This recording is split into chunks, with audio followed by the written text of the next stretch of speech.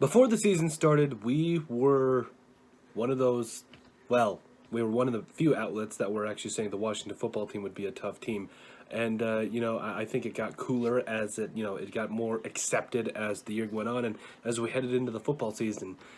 I think the narrative has changed a little bit, not in our perspective, but in a lot of other media outlets' perspective. I think there's a little bit of a downtrodden, or like there's a little bit of hatred towards the Washington football team right now. And I mean, I will say I feel like this team has underperformed to a degree. Currently sitting at 2-6, and honestly, you know, third place in the NFC East. It's not exactly great. Just sitting above the Giants right now. It's kind of tough. That's the tough thing about predicting a lot of these things. And if you're wrong, you just got to embrace it. No, nobody's 100% right, but you go by with what you see. You go by what you see. Excuse me. I honestly, I thought Taylor Heinicke should have started from the beginning, and I'm so glad that he has. So far on this season, I felt like he has performed well, completing roughly 64% of his passes, 175 for 200 out of 274 attempts, 11 touchdowns, 9 interceptions. There has been times of brilliance when it comes to a guy like Taylor Heinicke, and there's been times of bafflement, or it's been baffling, however you want to say it. But I think overall this team is in a place where it needs to regroup. I think more so defensively, it has underperformed than anything. I think I like what I see offensively. We touched on Taylor Heinicke, who again.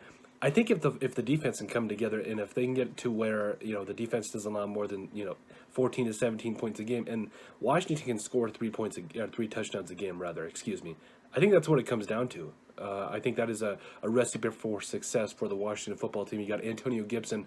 Again, we love what they're doing offensively. You got Antonio Gibson, 111 carries, 442 yards, and 3 touchdowns on the year. I would maybe like to see more touches given to J.D. McKissick or DeAndre Carter, who seems to be coming on very strong as of late. By the way, McLaurin, I never get his name right, so I'm glad I did this time, has 43 catches, 573 yards, and 4 touchdowns on the year. Again, J.D. McKissick has been a guy they try to get the ball, they get the ball into his hands, but not near enough in my mind. I've really liked how Ricky Seals-Jones has kind of stepped in for Logan Thomas, though. I have to be honest about that.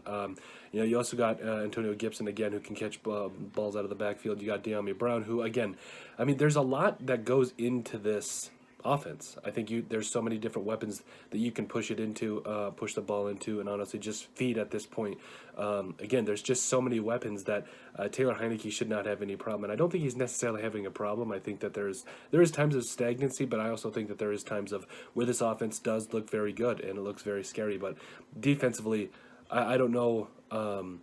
What has to happen. I think, like we said, this is the time to regroup during the bye for the Washington football team. Now, coming out of the bye and playing a team, in my mind, that is probably going to win the NFC in the Buccaneers, coming back to play them on November 14th. I think that's going to be a tough game, but I think it would be the perfect game to be able to get regrouped, play the way that I feel like the Washington football team can play, and if they can play up to their level, honestly, I think you're gonna be hard pressed to find a team that's more all around talented than the Washington football team. I've really liked what I've seen out of Cole Holcomb, was leading the teams in tackles with 73. Also, Landon Collins, he's capable of surprises. That sack he had a week or two ago. I wasn't expecting that. He's currently has 54 tackles on the year. Also has a sack. Cameron Curl, 45 tackles on the year. So Jamin Davis, I think I would like to see a little bit more out of him, but I've liked what I've seen so far. And overall, if you would have told me that Chase Young only would have a sack and a half through the first 8-9 games of the season, I don't know if I would have believed you. But it's players like Young, it's players like Montez Sweat, who, by the way, has 4 sacks on the year. I'm really happy with what he's done. Jonathan Allen leading the team in sacks with 6. Deron Payne has a couple as well. So I think for players like Chase Young and the rest of this defense, it doesn't even just fall on Young. These players need to step it up. This defense needs to step it up because this offense is talented enough to be able to bring this team to the next level. We went off on it earlier in the year when we thought that Washington was going to shock the NFL. Well, they may not be doing what we thought, but I still think there's a little bit of an element of surprise here. I think if they can come after the bye, regroup a little bit, heal from some injuries, and just really honestly take it to the Buccaneers. If they can find a way to win against the Buccaneers, you want to talk about the perfect comeback game to get them back into at least in the conversation for contention.